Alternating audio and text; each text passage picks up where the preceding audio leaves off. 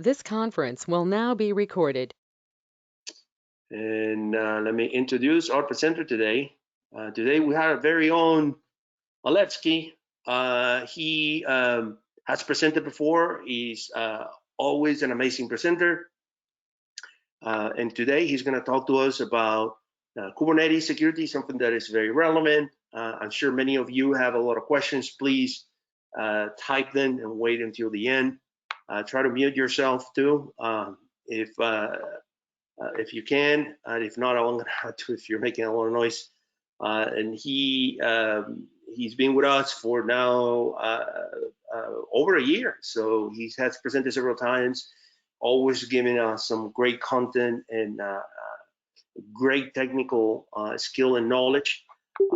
And with that, I'm going to give him the floor. Thank you very much, Lenin, and the floor is yours, man. Awesome. Thank you very much, Rod. So, okay, let me try to share my screen. Dan Max, I think, yeah, it's asking me for permissions. Give me 1 second. You may have to restart the client. I had to do that earlier. Where Yes, if it's yes. is that a Mac? Yeah, I will be right back in 1 second. You're gonna have to give it permissions. There you go.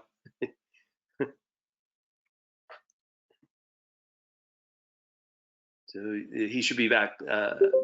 Yay, came back. Yes. Okay, excellent. Let me make you a presenter and go for it, dude. Okay. Okay. Screen. Okay. It's complaining again. Give me 1 second. Yeah, in accessibility, add go to meeting, and then as soon as you do that, it's gonna tell you that you need to restart, and then you will restart, and that's it. You'll be able to do it. You're trying to share your screen, right? Yeah, I already did that, and now I check the box, so I give permissions. Let me. Yeah, it's working now. Okay, perfect. Awesome. Okay, let me know if you guys can see my screen. You're good to go. Okay, cool. Let me move these things a little bit. Okay, present. Let me pull out my notes. Okay, cool. I'm all set. Okay, thank you very much, Rod, for inviting me. This is my Google Hub. Okay, so yeah, I'm going to talk about Kubernetes, specifically the security part, because I think it's very relevant. Like a lot of companies are using it right now, and basically, yeah, it's like a technology that has been like a few years for now, and it's every time like more and more companies are adopting. So yeah, first of all, a little bit about me. You already introduced me, but my name is Lenin. I'm from Mexico. I live here in the Bay Area. I'm working as a security software engineer for a startup. I do open source, and yeah, basically I'm crazy in love with cybersecurity. Everything like literally, I never stop talk. I cannot stop talking about security, and yeah, that's my passion. So yeah, what is Kubernetes anyway, right? Like a lot of people is talking about this. A lot of companies wants to get to deploy their applications and system in Kubernetes, but what it is, right? It is secure. Like what can you do and what can you not do with Kubernetes, right? So essentially, Kubernetes is like a orchestration tool, right? That allow you to deploy applications in your private cloud or in your public cloud or hybrid cloud.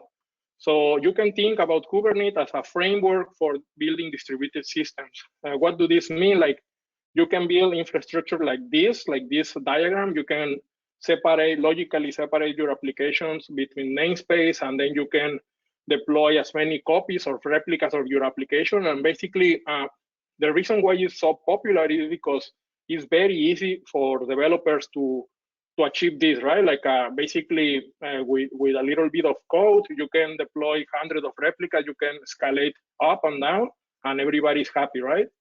So yeah, it's basically more power for developers.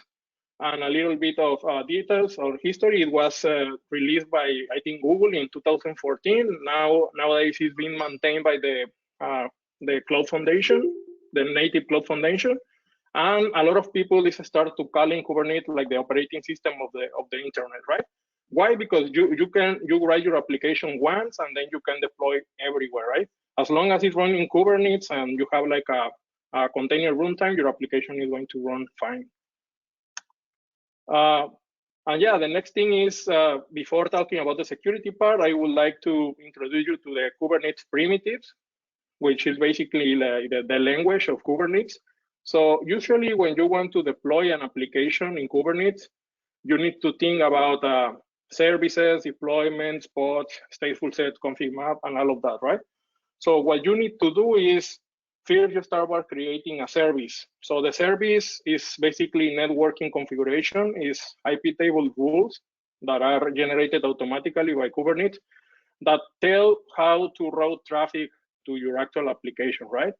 So the service will tell, hey, Kubernetes, please route these packets, route this traffic to these containers with the label application 1 or application 2 or whatever, right? So yeah, the traffic goes to the pod. And then what is a pod? A pod is a group of containers.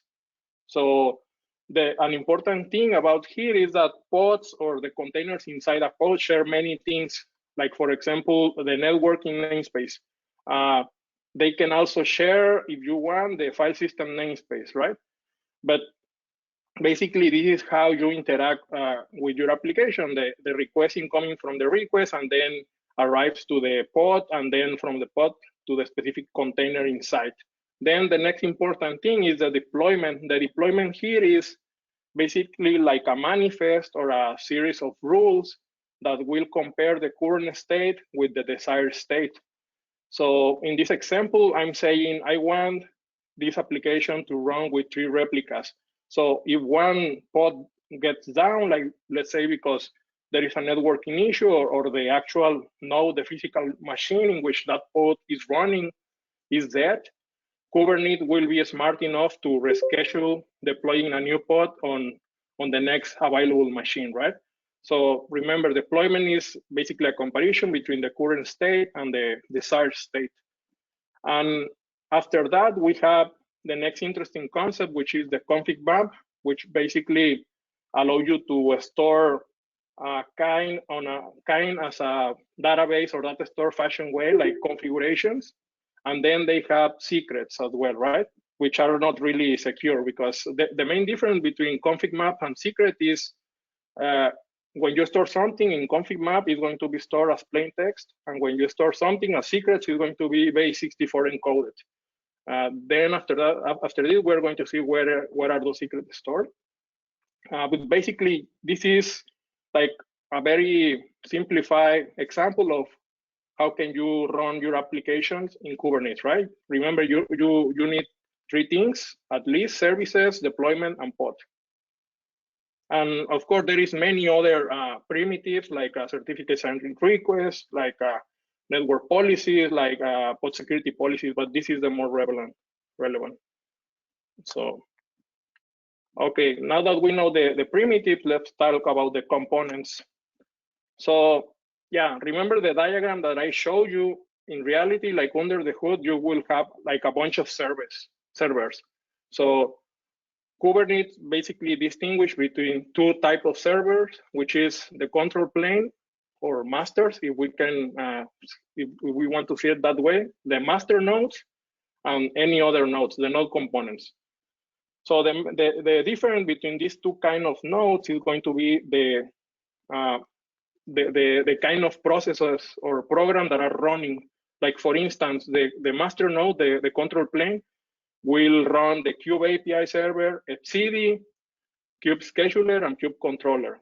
So what are these? The kube API server is like the main interface for you to talk to your cluster. Basically, when you want to deploy something, you put all your whatever you want on a YAML file, like please Kubernetes deploy this application with this image, how many replicas, and then it's the job of the Kube API server validate that YAML and make sure it's right, and then everyone is going to be happy, right? Then etcd, we have etcd, which is the data store used by Kubernetes by default. So this is a distributed key value store that is going to be deployed as along with Kubernetes, and all the configurations, all the config maps, all the secrets are going to be stored there in etcd. Then we have the scheduler component. The scheduler component main job is to, whenever Kubernetes wants to deploy an application, the scheduler will make sure to deploy on the best node possible. And it can, like more advanced deployment strategies allow you to add rules and validations, so you can deploy your applications in many different ways. But once your application is deployed, then it's the job of the kube controller, check the current state with the desired state, right? This is the part I told you about, like what let's say one of the nodes is down, all the application living there needs to migrate to a different node, right? So what all these four components have in common is that they require like elevated privilege, right? To run on this machine. So this is very interesting. Then we have the node components. The node components doesn't have that much privilege, but still they have interesting stuff. Like for example, they have the kube proxy. The kube proxy is basically a component that will route traffic to an application. So in this example, any of the nodes that are here, if they are exposed to the internet or to a client, and if they receive a request that has to be routed to an application that doesn't live inside that particular machine, then kube proxy will be smart enough to forward the request to a different machine that contains that application, right?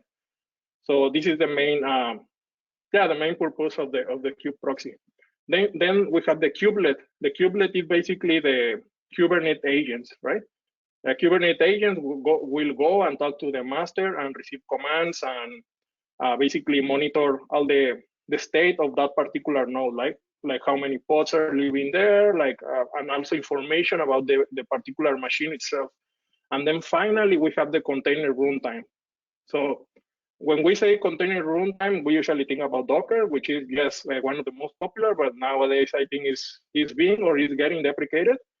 But yeah, I have another talk about container runtime in YouTube, you can check it. But yeah, basically the container runtime is a software that controls and manage and create containers, right, on a machine.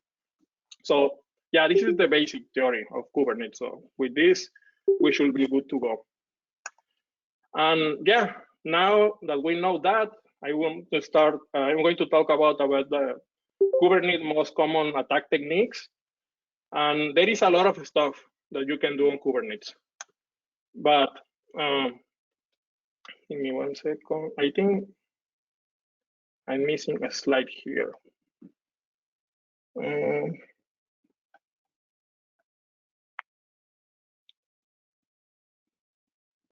Yeah, I'm missing one slide here, which is the actual the threat matrix.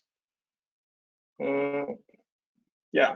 Anyways, let me show you the article. All this talk is based on this article from Microsoft, which is these guys put together a very well very well explanation post about all the threats in Kubernetes. So yeah, they start observing that Kubernetes is getting more and more popular, right? So they put together, they analyze and they identify like common categories on, like whenever somebody is attacking a Kubernetes cluster, they analyze and they identify 9 steps, like from getting access to the initial access to the cluster until cluster takeover or destroying information in the cluster, right? So yeah, like these 9 steps cover like the most popular techniques, like since initial access to impact. And then this was last year. I think they published this article in April 2020. And then because Kubernetes is evolving and the attacks are evolving, they write a second article with an update. With an update that basically they deprecate like old techniques and they added new techniques. So I'm going to talk about these techniques here.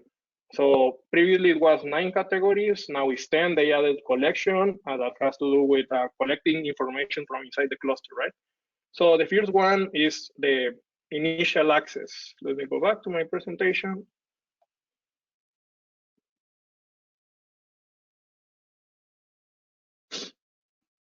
Okay.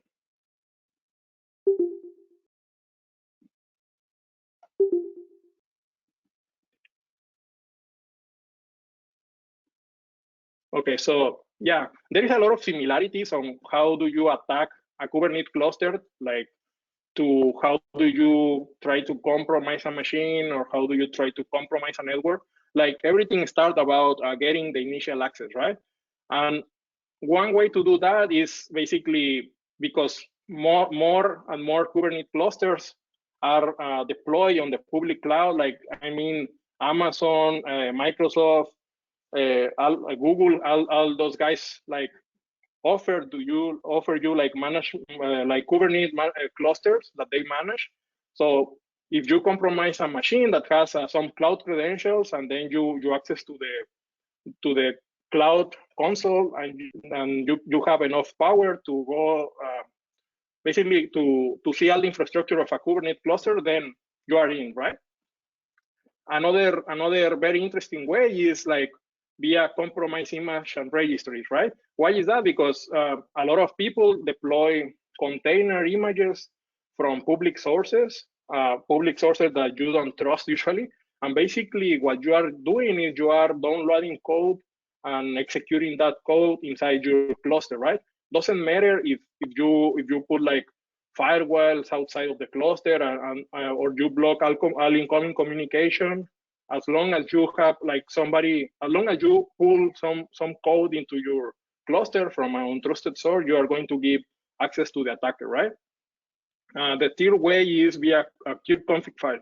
So a lot of people that work in software engineering know that this file contains the credentials for you to connect to a cluster, right?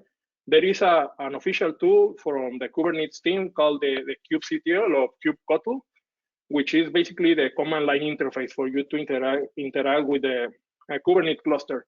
So if you steal this file from one of the developers' laptop, then basically you are stealing credentials and you can issue commands and you can retrieve infrastructure information. And yeah, that's another way to get inside a cluster, right? The fourth way is via application vulnerability, of course. So we developers write applications, but those applications sometimes are exposed to the internet.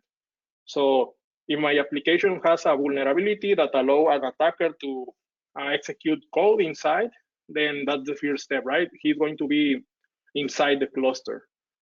And the last one uses to be a Kubernetes dashboard, which nowadays is deprecated in favor of something worse, I think, which is nowadays there is a lot of companies that use focus on deploying Kubernetes, right? Like they sell you support on how to manage your Kubernetes cluster for your organization. And they create like management dashboards. Like, for example, we have like Rancher, we have like Kubeflow, we have the Kubernetes dashboard, which is basically front ends to manage your Kubernetes cluster. So sometimes people expose those front end to the internet without authentication, and that's a game over, right? Because you can do anything on the cluster from there. So once you have the initial access, the next thing you want to do is start executing your code inside the cluster, right? So if you have access to the kubectl command, let's say because you steal the kubeconfig file of one developer, you are in the developer's machine, but with the kubectl exec command, you can actually get a shell from inside of the containers running on the Kubernetes cluster, right? So it's very easy. It's just a single command, and then you are inside the cluster, right? So another way is you can deploy your own container. If you have credentials power for powerful enough to deploy your own container, then you can run code inside the Kubernetes context. The tier one, of course, application exploit, remote code execution. If the vulnerable application allow you to run commands, then like you can pivot, right? Like you are outside the cluster, but you can trigger like commands, and you can scan the internal network, and then you can communicate with the internal Kubernetes services and do more interesting stuff. The fourth one is something that is very common that I see organizations do, which is SSH server, but they deploy a container because they want people to have access to the to have access inside the Kubernetes cluster. But I think for them it's more easy just to deploy a SSH server and from them issue commands. So if somebody brute force that, then they are automatically inside the cluster. And the last one is something that got added in this version, which is the sidecar injection, which basically is taking advantage of how Kubernetes work, which is what I mentioned in the past. You have a pod, but this pod is like a group of containers, right? You can have many containers inside a pod, and this is getting more and more popular because let's say you are monitoring your applications, and every time you go and tell Kubernetes, hey, give me how many pods I'm running, it will give you a number, and maybe that number is the number that you are expecting, right? But if you don't pay attention, like those pods can run more containers than the number that you are expected, right? And you can ignore that, and maybe an attacker deploy a malicious container inside an actual pod, right? An actual application that is running there. So this is another way to execute code. Then once you already execute code, then the next thing you want is persistent, right? How can I go back to the cluster? If I go disconnected or somebody attack me, how can I maintain the hack, right? So yes, I was mentioning backdoor containers. If the Kubernetes administrator deploys an image from a public repository, then you can modify that image and add your own backdoor code there, yeah, or your malware or whatever, right? Another interesting one is the readable host path mount, right? Because containers and pods support mounting actual physical volumes from the machine, the physical machine. If the Kubernetes administrator mount a very critical path, like for example, the file that manage cron jobs in Linux, then the application running there can make changes to that file, and those files will persist on the machine, right? So he can persist the attack there, right? There is another primitive of Kubernetes, another concept, which is the Kubernetes cron job, which is basically operations that Kubernetes will do on a certain time, right? So you can manage, or you can like schedule, like download deploy this malicious container, but not right now, like wait 5 days or wait any amount of time, right? So deploy it like on the weekend, right? At 5 a.m. when nobody is looking, right? So that is also possible via Kubernetes cron job. And the last one, which is one attack vector or attack technique that got added this year, is the malicious admission controller, which again is taking advantage of one of the Kubernetes features, which is the admission controller, which is basically a software component that will be sitting between the client and the API server. And what it's going to do is going to receive a request, it's going to analyze the request, and it's going to mutate it and then send it to the API server. So that way you can, like every time a developer wants to deploy a specific application, you can sneak or you can add your own malicious container inside their deployment, right? And he will not know. So yeah, this is a new, very smart way to do it as well. So yeah, after that, once you have access and you have persistence in the cluster, the next logical step is to privilege escalation, right? So how can we do that? So Kubernetes privilege, Kubernetes use tokens and a concept that is called service account. And service account has many different powers in Kubernetes. So if you're inside a cluster and you know for a fact that another application require more privilege to do their job, like for example, I'm on a cluster and I know there is a container that is running Jenkins, and I know Jenkins require elevated privilege. So I have to attack that container, right? Because then if I'm able to go inside that container, I can steal the token. And from that, I can continue escalating, right? The next one is called the cluster admin binding. I'm going to talk a little bit about more about the cluster roles, but cluster admin binding is a default role in Kubernetes, which is very powerful, that basically allow you to do anything. So if you are inside a Kubernetes cluster and there is an application with a service account token that has the cluster admin role, that will be like the jackpot, right? Because if you compromise that container, then you will be able to do anything that you want on the cluster. So usually attackers are looking for this kind of privilege levels, right? Hotspot mount, again, as I say before, so because you have access to the actual physical machine, you can like do stuff like I mentioned, like modifying, create a new cron job, right? Or read a sensitive file, or basically try to escape the container into the physical machine, right? And once you're in the physical machine, you can talk directly to the kubelet service and many other services used by Kubernetes. And the last one, which is also very public cloud related, is the access cloud resources, which is usually when Kubernetes is deployed in a public cloud like Azure or Google, those guys are their own services that allow with the integration, right? So for example, they have like a metadata services, they have like a Amazon, like they have many other cloud resources like S3 storage, like deploying EC instances, like creating groups. So a compromised container can also give you access to those other resources, right? So you can start escalating more.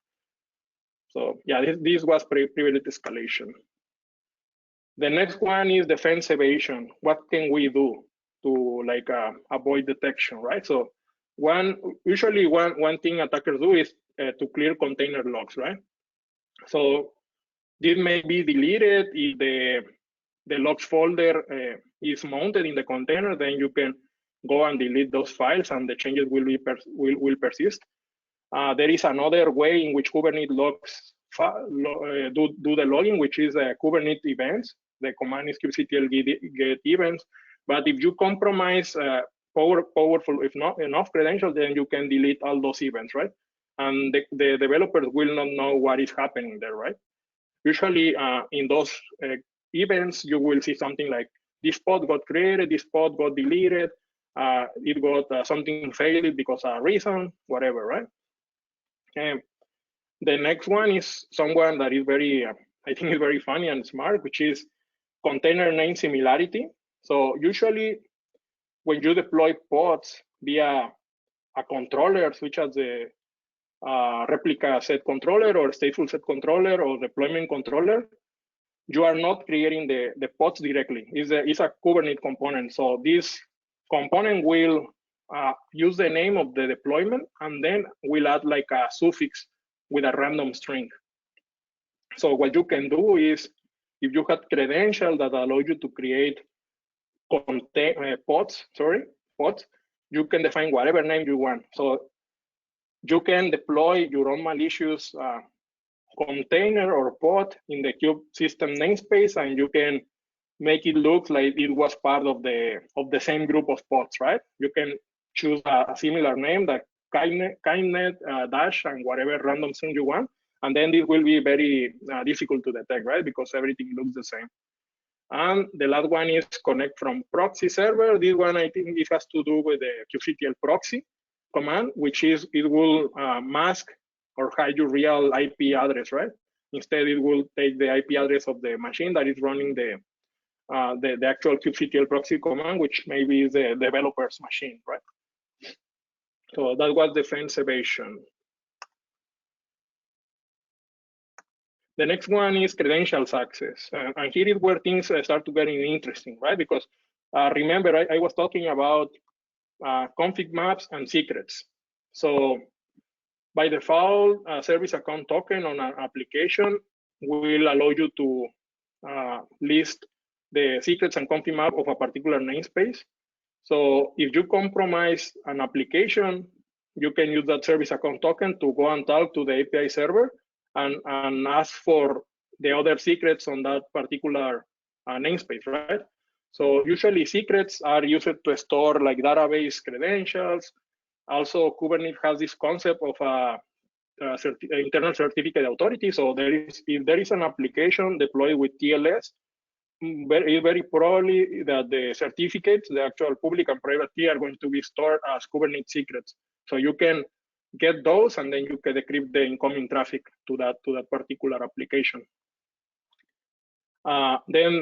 Because this list was based on Microsoft blog post, so they talk about the service principal, which is a concept they use on their Azure Kubernetes service, which is a special file that contains some credentials and is mounted on every pod on the cluster, right? So if you are able to get that file, then you basically can access to cloud resources. The next one is service account token, which is by default, service account token will be mounted to all the pods on the cluster under this path. So you can, if you have like command execution on that container, you can go and read that token, and you can basically and literally use do curl commands to the API server, Kubernetes, and include this token, which will be your authorization, and start retrieving information, right? Of course, depending on the level of access of the token, but this is like very important, and it will let you escalate privilege and lateral movement.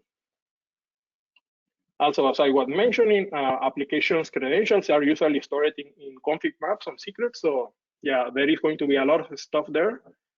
And then we have access management identity, which is also a public cloud concept, which is basically applications that want to interact with cloud resources, such as database managed by the public cloud, or S3 object storage managed by the public cloud. So if you compromise that container, that application, then you automatically will also compromise the credentials in which that application has access, right? And again, our good friend, the malicious admission controller, leverage on the fact that this admission controller will intercept all the YAMLs that are incoming. Then you can inspect and look for credentials there, right? Like you can look for secrets or config maps on, and also I'm going to talk about a little bit more about the image pool secrets, which is a credential for downloading images from private repositories. So as you can see, there is many different ways, right, to get credentials when you have access. The next one is discovery. So discovery is when you are inside the cluster, what can you see, right? Because you are already inside the cluster context, you can scan the network, like get information about any other pods, any other applications, or you can go and ask directly the Kubernetes API server, right? If your service as account token is powerful enough, you can tell Kubernetes, hey, give me all the services, and it will return you a list of services and which pod they are running, right? You can also ask the kubelet API, like a kubelet API has like a port exposed on the actual physical machine that doesn't require authentication, and can also give you information about what's the current pods running on that particular machine, and also some information about the current node.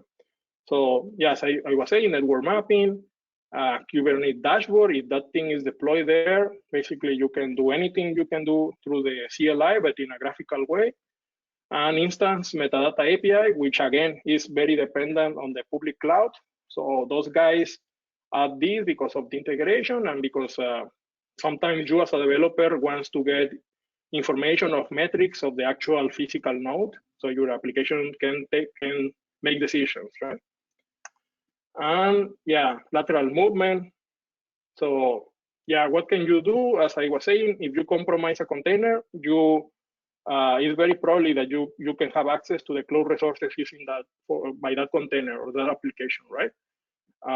You can try to use the service account token to read secrets and credentials from other applications and then escalate or move to that application container, right? You can try to see what is inside the cluster internal networking.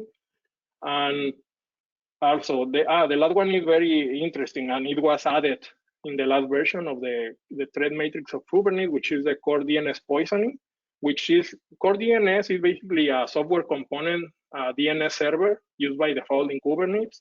And basically, as the name says, is manage the name resolving, right? The host name resolving. So core DNS store the configuration in a config map file that is called the core file in Kubernetes. So if you have credentials that can go and modify that file, then you can poison basically the core DNS answers, right? So yeah, it's very interesting. Like when I read about this, I went to my local development cluster and I start playing there. And then we have a collection, which was the new category that was added. And as I was telling, like usually people deploy images from the public cloud, but they can also deploy from private cloud. But in order to do that, they have to set credentials, right? And these credentials are created as a Kubernetes secret. And then those credentials are attached to the pod using the image pool secrets directive. So if you have access to, to read this kind of YAML files, then you can base64 decode this and have access to, to extract private images. And the last one is the impact, right? Now that an attacker is able to do all of this, he can do like basically three things, right? He can do data destruction. Like let's say there is another concept that I didn't mention at the beginning, but the way Kubernetes persist information from containers is via persistent volumes. So if you have access to Kubernetes with elevated privilege, you can delete persistent volumes. And you basically, that is destroying data, right? Resource hijacking, which is basically deploy like malicious container that maybe you want to mine Bitcoin or Ethereum or any other cryptocurrency or whatever. So you can leverage the Kubernetes, the machine resources for you to do stuff. And the last one, which is denial of service, which I think is very easy to do in Kubernetes because I can imagine a scenario in which there is a service that is routing traffic to many pods using a label. And with a minimal change on that service, which is changing the label, like adding a typo to that label, then incoming requests will not be able to reach the pods. And from the outside, you're going to see like if the application is down, right? But if DevOps or developers go and see the cluster, they will see everything is fine, right? They will see the pods are up, the services are up, and everything looks fine. They have to go to the service definition and see the actual typo there, right? So that is one way to do denial of service. Another way is to go and delete directly the deployment. And when you delete the deployment, the pods, depending on that deployment, will also get deleted, right? Another one, which is very obvious, is if you delete the service, the Kubernetes service, then your application will be still living inside the cluster, but there is no way for Kubernetes to route traffic, right? Because it doesn't know how to react, right? So yeah, this is the impact. And yeah, now I'm going to talk about the defensive part. Now that I know how to destroy a Kubernetes cluster or hack a Kubernetes cluster, let's talk about what are the building defenses, right?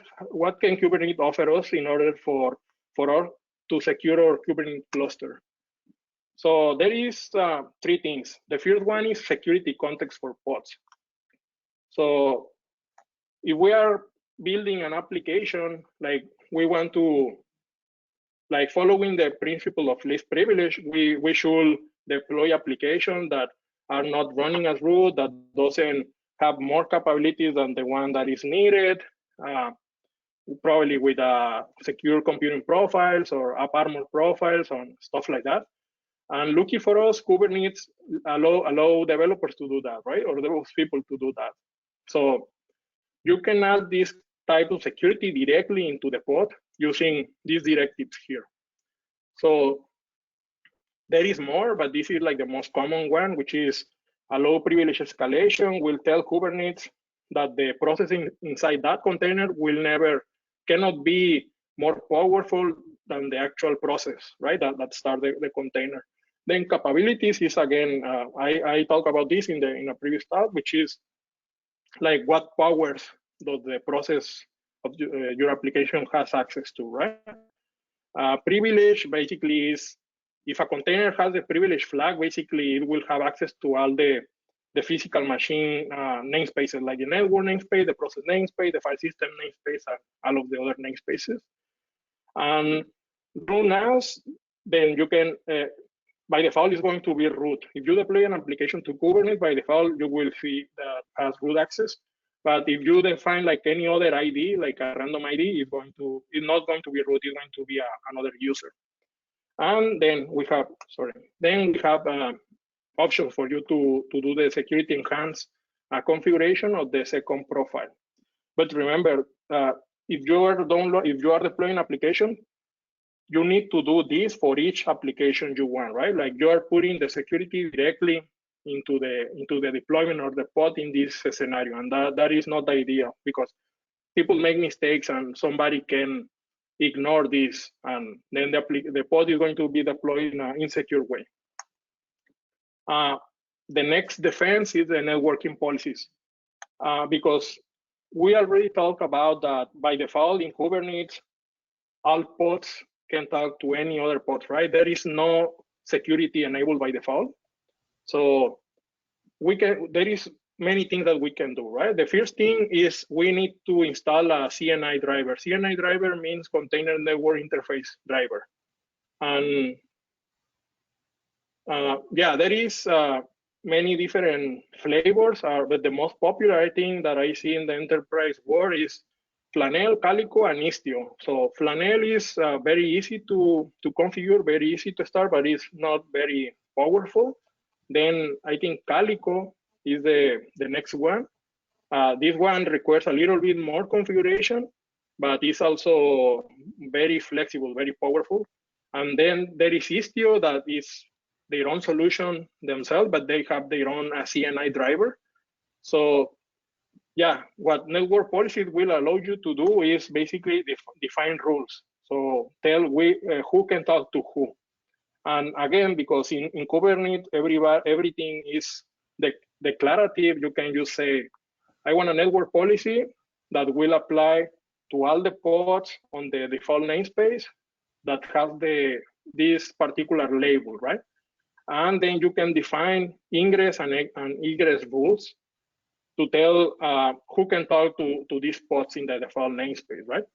So in this particular example, we are saying that all the first of all, if you have a network policy, then the pods inside that namespace will be isolated.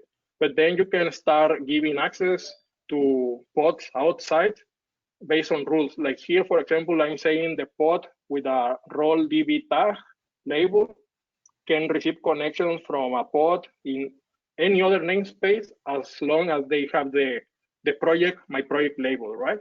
So yeah, the pod on the right at the bottom can go and talk to the database under that specific port, but cannot go and talk to the front end directly, right? The front end, yes, can talk to the database because they are in the same namespace. And also the database can go and talk to all the other pods in a particular network segment. But the the front-end pod cannot do that because there is a rule that prevents that, right? So network policies will be the tool that allow you to block communications or map communications, right? So you can add more security to your cluster, and you can mitigate like a lateral movement with this. Then the last defense is pod security policies, which is probably the most secure way to protect your cluster, but also the more complicated, because this thing honestly is a little bit of complicated. There is many different concepts that I'm going to try to summarize. But essentially, pod security policies will different than the security context in which you go and add security to that particular deployment or pod.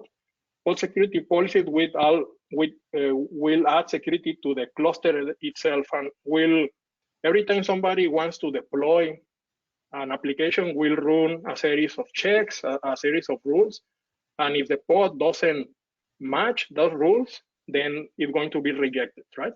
So all this is based on 4 different concepts, which is the pod security policy itself, which is a Kubernetes object that allow you to define the rules, like you know, I don't allow like privileged containers on my cluster, right? Or I don't allow pods running as root on my cluster, right? Then we have the cluster role. The cluster role basically is a concept in Kubernetes that allows you to group many different actions or verbs to resources. In this particular example, cluster role will tell you can use, which is the verb use, this pod security policy with this name, right? Don't worry, I have a diagram to show this like in a more graphical way. And then we have the cluster role binding, which is going to bind an actual cluster role with a resource. That resource can be a service account or a group or any other resource. And the important thing is that cluster roles and cluster role bindings are not, doesn't depend on a particular namespace. So this will apply globally to the whole cluster, right? To all the deployments. But then we have a problem because if we create a rule, like very strong rule, then we can break our cluster, because there is, of course, some deployment that will require like more elevated privilege, like Kubernetes owned services, right? Like the kube controller or the core DNS, that requires more privilege. For that, we have the role binding, which is very similar to the cluster role binding, but it will affect only a particular namespace. So let's say, well, here I have some examples, right? What I already told you, like pod security policies will allow you to define rules. And here in this example, I have a security policy called restrictive that will tell you that privilege has to be false, host network has to be false, allow privilege escalation, the process ID namespace, IPC, all of that has to be false. Then cluster role will attach to that pod security policy via the use verb. And finally, I can do the cluster role binding and put together the cluster role and service accounts. So this will prevent any high privilege container to be deployed on my cluster. And this is one way to protect, right, my cluster from somebody to want to run like malicious pods. So the diagram will look like this, right? Pod security policy at the bottom, then attach and put together with via the cluster role and the group. Cluster role can have many different verbs and many different resources, but right now for this example, I only have restrictive. And then everything is put together with the cluster role binding. So if I do that, and then I want to deploy, let's say Nginx, but in this example, I'm using the host network true. Whenever the kube controllers try to run this, I'm going to get an error, right? Because it's saying that this deployment could not match any policy. And here is even giving me the reason, right? Like he's telling host network is not allowed. So I need to go and change that. But yeah, as I was saying, if I write like very strong policies, I may break my own Kubernetes cluster. So this is when I have to use the role binding. And here, what I'm saying is, I'm creating a permissive policy, which has allowed to everything in the cluster, right? And then I attach this to the daemon set controller, the replica set controller, job controller, and any other service account that I want. But, and this is very important, under the kube-system namespace. So kube-system namespace is the namespace used by all the Kubernetes services, because Kubernetes management tool run over Kubernetes themselves, right? So yeah, with this, my cluster should be working fine, and everybody's going to be happy. So yeah, we got to the end. So in summary, right? So first thing is done of course, in your production cluster. It's not a good idea to deploy images from untrusted sources, right? Because there is a directive that says image pool policy, and it can have like a value of always. So if a pod got deleted, it's going to try to delete, even if the image already exists in the Kubernetes internal registry. It's going to try to download again the image from the untrusted source, and somebody can put malware on that image, right? And then can compromise your cluster. So it's better to try to use like a private registries for this. Another thing is try not to store sensitive data in Kubernetes secret, because as I was saying, the data is not actually secure, it's not encrypted, it's just base64 encoded. So instead of that, it's better to use like a tool like the kube-seal controller, which is going to encrypt that information before being encoded, and then it's going to be stored on etcd, or use an external key KMS, right, to manage secrets. Of course, this will depend on the application and all of that, because it's adding more complexity, right? And the whole purpose of all these things, distributed systems, is that you have many different replicas, and if something is down, then your application will continue to operate. But what happens if the external KMS is down, right? Everything is going to be down. So you need to do like analysis there to have like a cost benefit. The next thing is protect your network communications. Choose a CNI plugin that supports networking policies, and do analysis like who really needs to talk to who, right? So create your rules there, create your networking policies, and with this you can mitigate, like if one application got compromised, it's going to be with this application don't really need to talk with another very high critical application. So you need to protect that, right?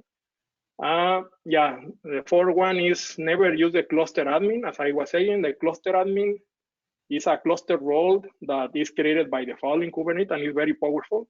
So if you put your hands on a service account token with this kind of role, it's basically a game over, because you can talk to the API server and start getting all the information and basically do anything on the cluster. So never deploy applications using this role, the service account token, and you will be fine. And the last one, which I think is the most important for this talk, is in production, you need to do the analysis and define a strong pod security policies, thinking about the principle of less privilege, right? With that, it's going to be harder for an attacker to escalate privilege and compromise your whole cluster. So yeah, this is all the resources that I used during this presentation.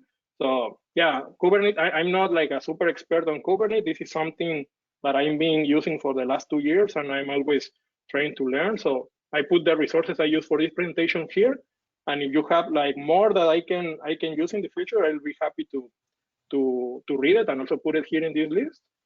And with that, I think we're in the end of the presentation. Thank you very much, Rod.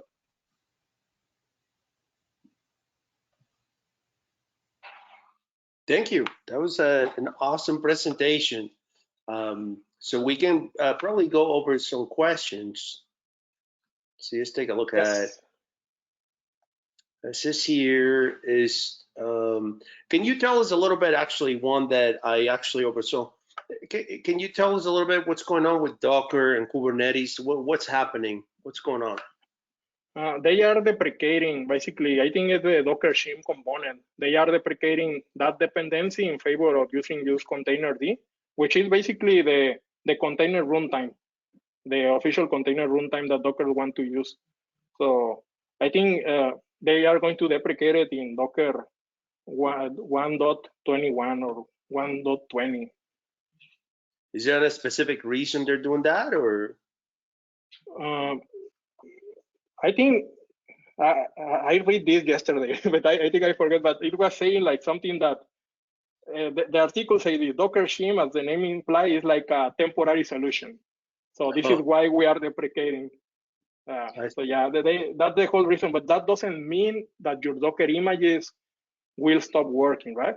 Because the whole container thing is based on a standard. So as long as your Docker your container runtime follow that standard, your images should work. There's somebody here asking for the last page for the references, if you can. Yeah, to give us. Yes. This presentation I think will be. I will share with in the Slack channel, so you guys can take a Excellent. I'll post the link along with the video. See if we can find. Are there any other new hardware features in Intel or AMD processors, such as secure enclaves, being used by Kubernetes? Hardware features, I'm not sure. I'm not familiar with that. But I really am not familiar with hardware features. Okay, here's a good question.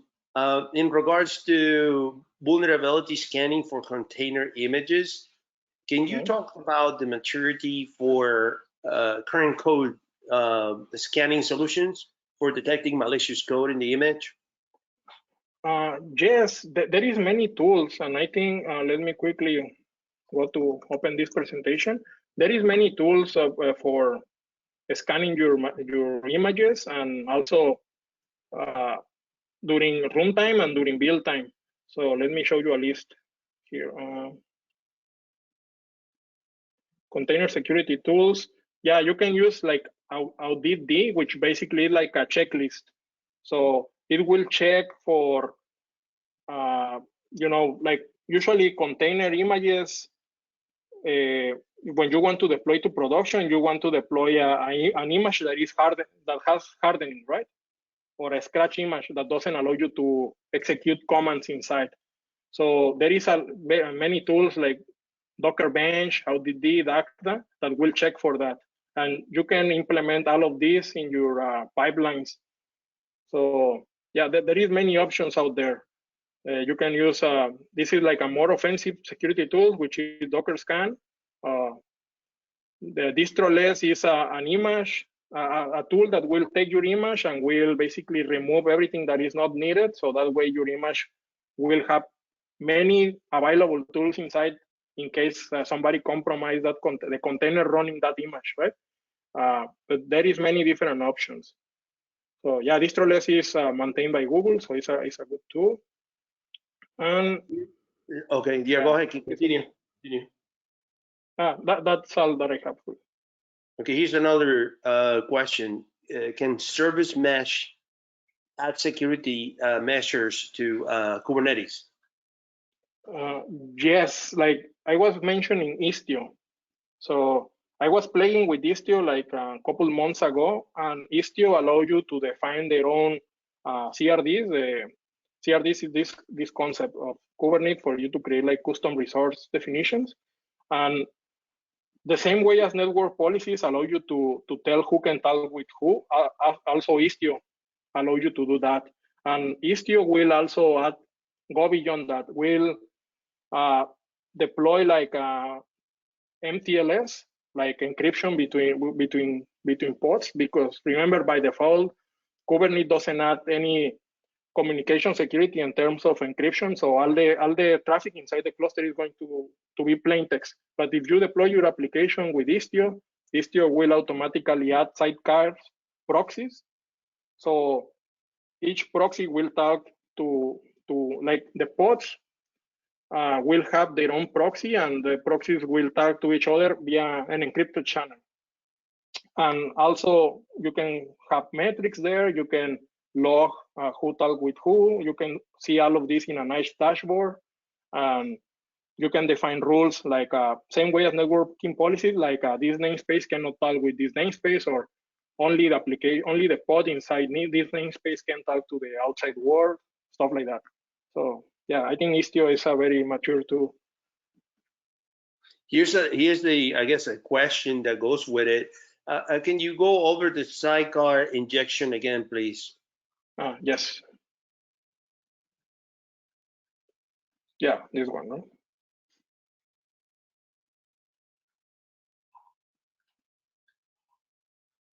Yeah, this is the sidecar injection. You want me to explain a little bit? Okay. Yeah, I think so. I think that's what you did. Yeah. Okay. So yeah, like when you deploy applications in Kubernetes, Kubernetes will use this concept of pod. Pod is just a group of containers that live together and share networking namespace. And in some cases, they also share file system namespace. So attackers tend to do this to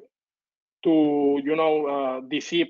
Like if I have a list, if I do kubectl get pods and I get 10 pods, then I can say, oh yeah, my applications are running fine, right? But those pods inside can have more containers, or can be a malicious container inside.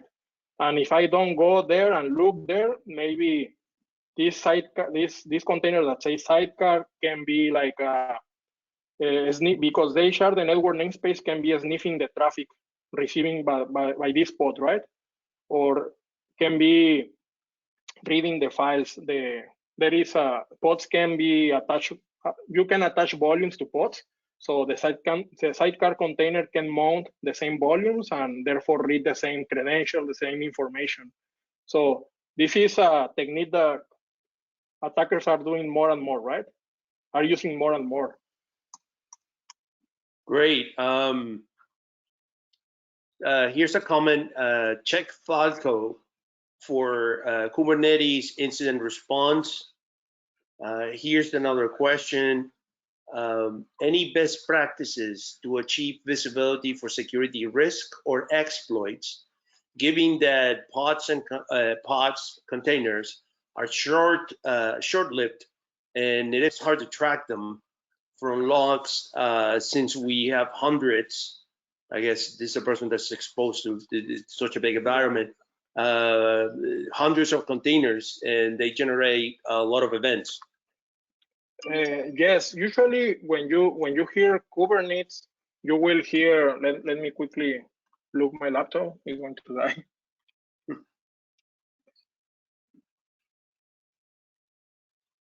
I think it's. Give me 1 second.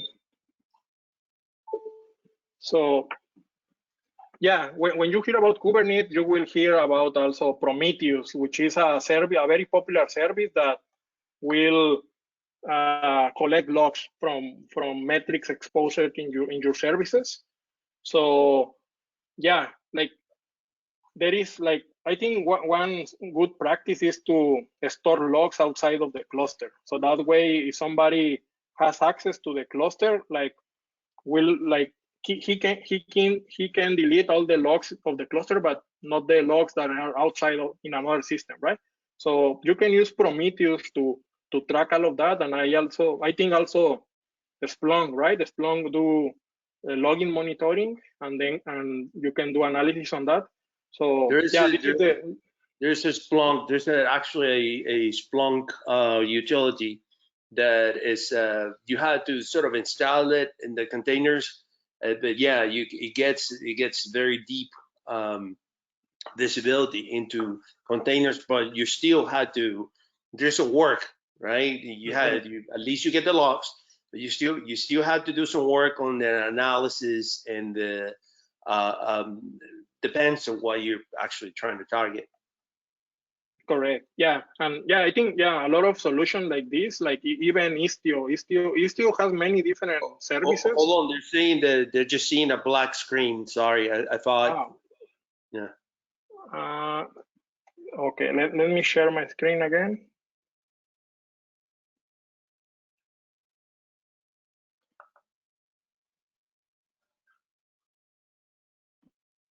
Yeah.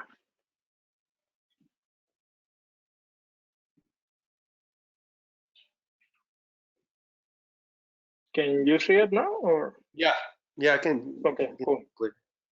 So yeah, right now I can think of Prometheus, Splunk, Istio. Istio has many different services. Networking policies or networking monitoring is only one thing that they offer, but they also has like this dashboard that shows you what is going on in terms of communication between pods. So yeah, there is you can use a Prometheus or Splunk or Istio. I can go and investigate a little bit more on that and then post it on the Slack channel. But yeah, I think Prometheus is the thing that is, in terms of observability, the thing that is most popular.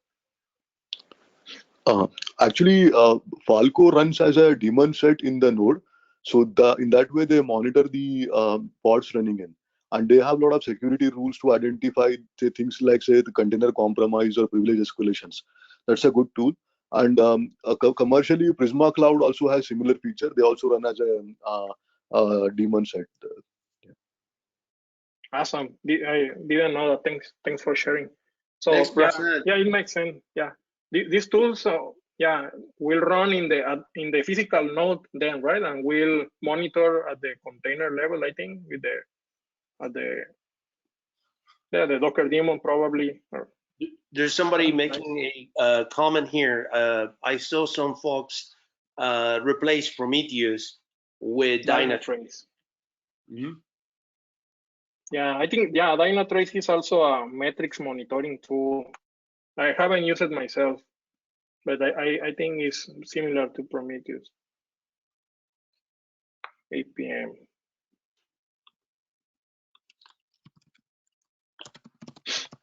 Any other questions? This was an incredible presentation, like always, dude. You always knock it out of the park. I think I lost audio. That we can still hear you, but you sound far.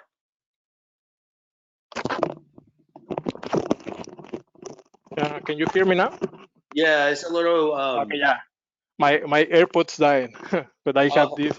Yeah, that happens. Yeah. Yeah, I don't know if somebody asked any more questions. Or... Datadog. Somebody is actually mentioning Datadog. Yeah. I used to work for a company, and we use Datadog again a lot. Sorry, we use Datadog a lot. And there was also another tool called Sumo Logic. Sumo Logic also, they have like a SDK, and you as a developer can integrate that SDK in your application and send logs directly, and allow you to do like filtering and analysis. So yeah, there is two more, Datadog and Sumo Logic. That's great. So if there are no other questions, this was again an amazing presentation. I'm actually putting a new invitation in the chat for everybody that wants to join the Discord. Remember, we keep in touch basically daily, 24/7 via our Discord or Slack. There's been some rumors of the purchase of Discord by Microsoft. So we still have both of them, and we're going to be monitoring and see what happens. But please join us. I believe we have a very interesting and exciting talk. Our next meeting, which is hacking satellites. That will be a first one in Pacific Hackers, and I'm really looking forward to see this presentation. Remember, join the Vegas 2021. People are starting to organize and prepare for this event in Las Vegas, and many of us will probably be there, and we'll see what we can do. Other than that, I'll thank you very much, guys. And